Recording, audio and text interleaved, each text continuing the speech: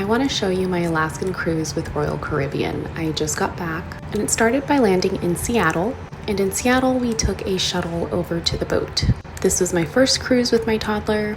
Very excited, but also did not know what to expect. The doors are pretty narrow, so you want a narrow, lightweight stroller. Here we were going to the Windjammer, which is where most people get their food while on a cruise. And you always want to make sure you wash your hands before getting any type of food here. The buffet has different themes every night, and each night was a hit in my book. The crazy thing about going to Alaska was the time change. I live on the West Coast, but look at how light it was even at nearly 10 p.m. I woke up and I didn't realize that it was 3 o'clock, 3:30 or something in the morning, and I was walking around the ship and I was like, man, it is empty. Why? The sun is out. But that's because we're going into long summer days. But it was still nice and cold, and I got to enjoy some coffee on my balcony. I always recommend getting a balcony, and my son loved the views. Getting toward Alaska, we had a disco party, and of course, breakfast. Quantum of the Seas. We made it to Sitka. It's day 3, and I can't wait to show you guys what we get up to today. Sitka was our first stop. Make sure you eat a good breakfast. And the view is absolutely gorgeous.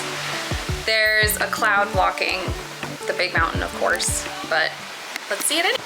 Now, the cool thing about taking a cruise to all of these cities in Alaska is that all the cities we visited, aside from Victoria and British Columbia, is only accessible through air or boat. You cannot drive in, you cannot take a train. Sitka had poor cell service, so we made sure to coordinate with our cab driver. And our first stop was Fortress of the Bear. These little bears, yes, they are little.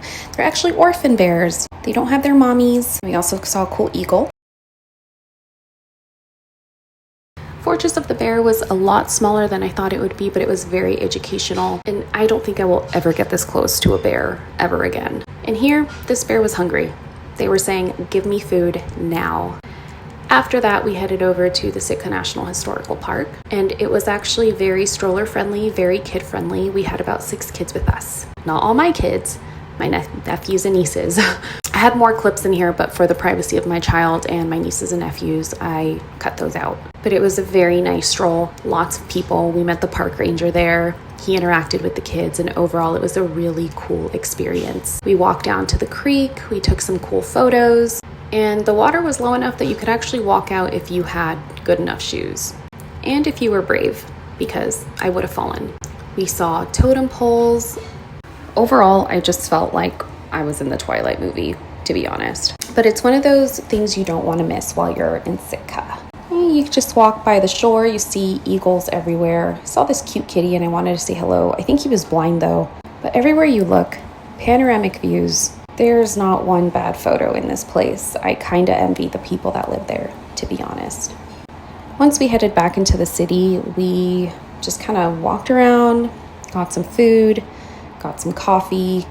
There was a little bit of like a food street fair. I don't know if they're always there, but I headed over to the Russian dumplings and those were bomb. Definitely want to get some Russian dumplings while you're in Sitka. My toddler loved it. It was a really easy town to get around. And once you're back on the boat, even if you have a couple hours to spare, you can eat dinner and just kind of enjoy.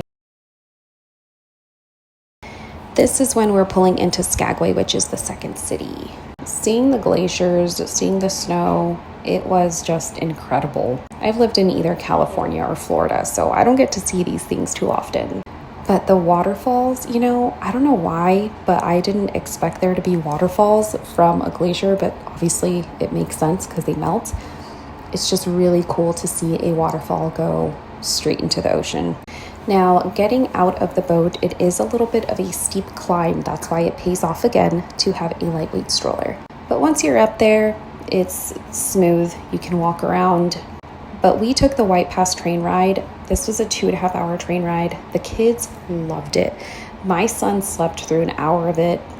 But I mean, it was just view after view after view. And the cool thing is that there are platforms on the train for you to get out and be able to experience the wind, the sounds, take some really nice photos. But the higher we got, the more snow there was, and obviously the colder it was. So at some point it started raining or snowing. So you want to take like a waterproof jacket if you plan to get on the platform of the train. Lots of history. If you don't know the history about the White Pass Railroad, I really encourage you to look it up. Some of it is sad, some of it is inspirational. This was a retired railroad, thank God, because that looks scary. But I just did not get bored. Seeing everything was incredible. And we even got to go through some caves or tunnels. That was really fun. Can make your voice echo. We were just kind of yelling around. And this is where it kind of started raining / snowing. I wasn't entirely sure. But it got so cold that even the water was kind of a slushy up on top, which was, I don't know, I've never seen something like that, so that was cool. But super historical ride.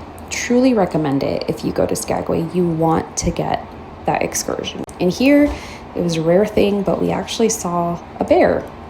And then here we have a locomotive. Really cool thing to see, especially for the kids. And the cabin was heated. We weren't cold.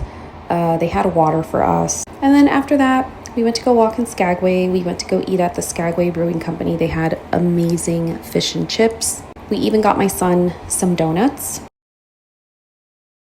We got really good weather. We got lucky, I will say that.